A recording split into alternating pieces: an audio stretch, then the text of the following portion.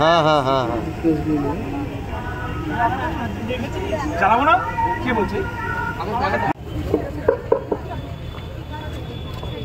খালি আছে। যারা ডান দিকে দাঁড়িয়ে আছেন তাদের রিকোয়েস্ট করছি একটু বাঁদিকে চলে আসুন। আরে দাদা লাইটটা বন্ধ করো, লাইটটা বন্ধ করো। যারা আমাদের প্রদীপ ভাসানের কর্মসূচিতে যোগদান করতে এসেছেন তাদের প্রত্যেককে রিকোয়েস্ট করছি আপনারা বাঁদিকে চলে আসুন।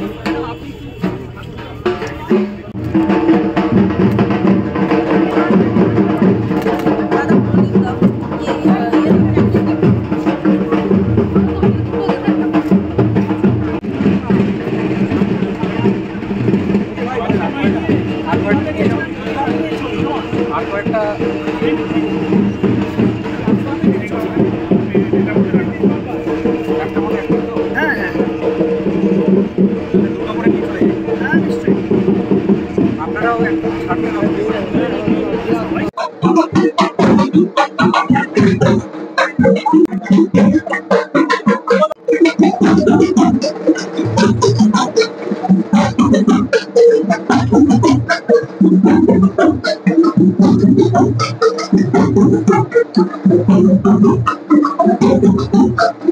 আসছে না কোনো একটু আসলো একটু সামনে আসুন আসছে না কিছু করে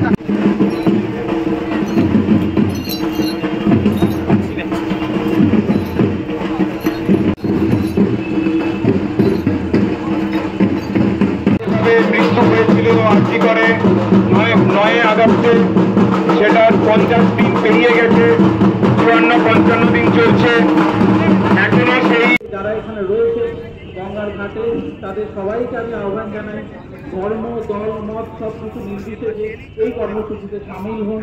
ওখানে প্রদীপ রয়েছে, আমাদের অসংখ্য বন্ধুরা রয়েছেন, অনেকে এমন তুলুন আজ গঙ্গার উপর বুকে এই যে হাজার প্রদীপ জ্বলছে, হাজার প্রদীপ আমাদেরকে আমাদের শাসকের কাছে যেন বার্তা পৌঁছে দেয় যে আমরা বিচারের দাবি থেকে সরিনি, উৎসবে আমরা বিচারের দাবি থেকে সরছি না, উৎসবই প্রতিবাদ, প্রতিবাদী উৎসব।